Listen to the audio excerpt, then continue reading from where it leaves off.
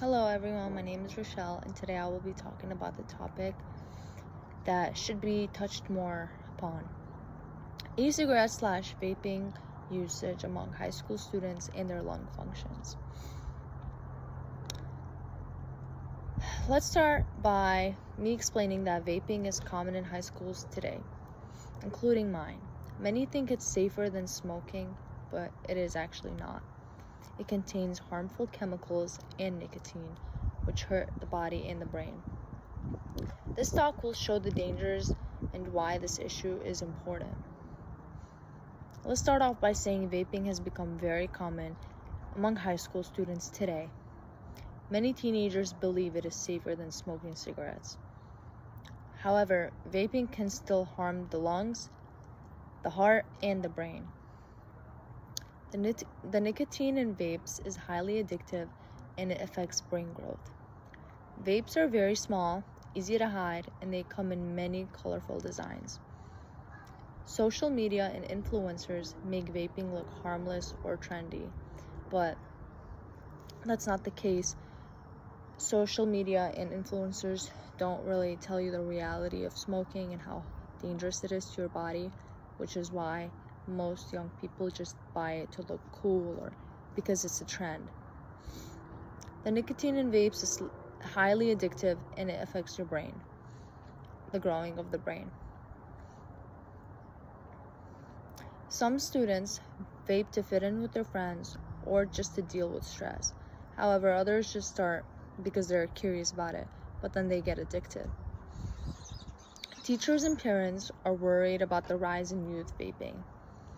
Understanding this issue helps us protect our health and community.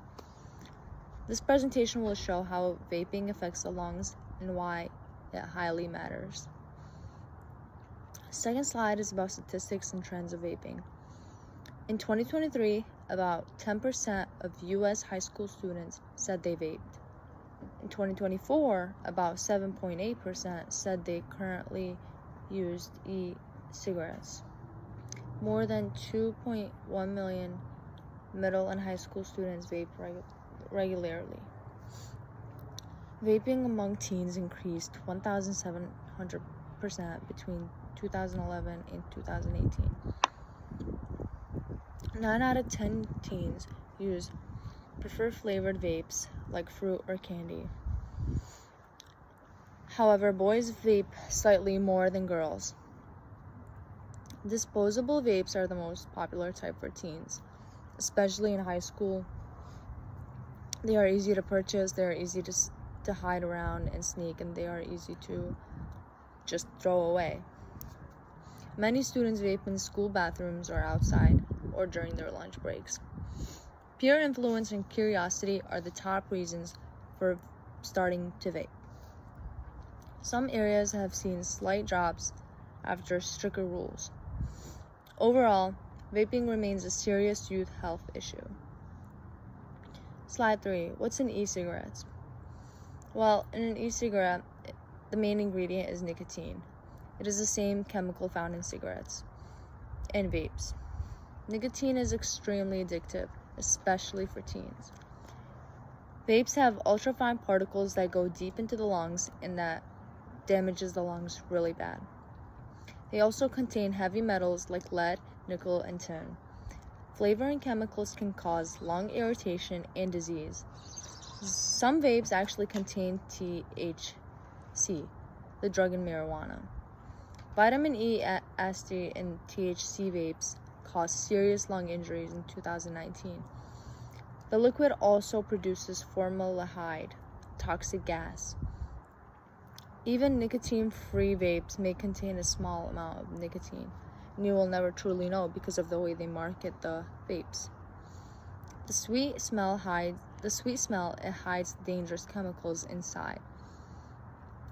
Teens often don't realize how harmful the ingredients really are because of the marketing of the vapes, the smell, and the taste. Slide 4. How vaping impacts lung function. Vaping irritates and inflames the airways in the lungs. It can cause coughing, wheezing, and shortness of breath. Teen lungs are still developing, which makes them more sensitive. A Hong Kong study found vapers had more chronic coughing. A California study linked vaping to higher bronchitis symptoms. Chemicals in vapes can damage and scar lung tissue. Over time, breathing becomes more difficult and you will just have bad lungs till you become an adult and older. Some teens experience chest tightness and asthma flare-ups. Exercise and sports performance can get worse since your lungs are not working healthy anymore.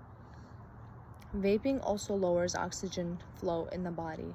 You can feel fine now, but have invisible damage inside, which is irreversible most of the time. Slide 5. Long-term health concerns. Scientists are still studying long-term effects of vaping. However, early research shows that vaping links to lung disease and asthma. Nicotine damages the blood vessels and can harm the heart. Long-term users may develop chronic breathing problems. Some people with vaping injuries may never fully recover. Chemicals in vapes can damage DNA and can cause inflammation. It may weaken your immune system over time, which can cause you to get sick regularly like it's nothing. Nicotine addiction can lead to cigarette smoking later on. Vaping increases the risk of chronic obstructive lung disease, which is known as COPD. The long-term risks could be as bad or worse than smoking. Slide 6. Social and behavioral factors. Peer pressure is a main reason that teens start to vape. Friends and classmates may make it seem like normal, and they call you weird for not joining in and vaping, doing the same stuff they're doing. Social media often shows vaping as fun or trendy. However, it's not. Many vapes have bright colors and candy-like flavors. Ads on TikTok or Instagram reach millions of young people. Teens vape to fit in or to handle stress and anxiety. 7 in 10 students have seen e-cigarette ads, which is from CDC sourced. Some believe they can quit anytime, but nicotine makes it hard. Have you ever heard your friends say, "I'm not that addicted, I can quit easily"? In reality, they can't really quit that easily since they've been doing it for a while and since nicotine is a really addictive chemical. Curiosity and boredom also plays a big role in vaping. Slide 7. Why everyone should be concerned. Vaping affects more than just the person using it. Nicotine harms the growing teenage brain. It can affect memory, focus, and learning, especially since teenage brain is still very young and still developing. Addiction develops quickly and is hard to stop. Students who vape may struggle in school, at work, in their sports, in their community, overall, anything. It adds to school health and discipline problems. Parents may not notice the signs of addiction early, but later on it gets too late and fortunately causes too bad long health terms. Communities face higher medical and social costs. Healthcare systems must treat new lung injuries. Everyone benefits when fewer young people vape. Protecting youth helps protect the whole society. Slide 8. Call to action. Teen vaping is a serious and growing health issue. Awareness and education are the first steps to stop it. Schools can organize anti-vaping programs and have more talks one-on-one with students.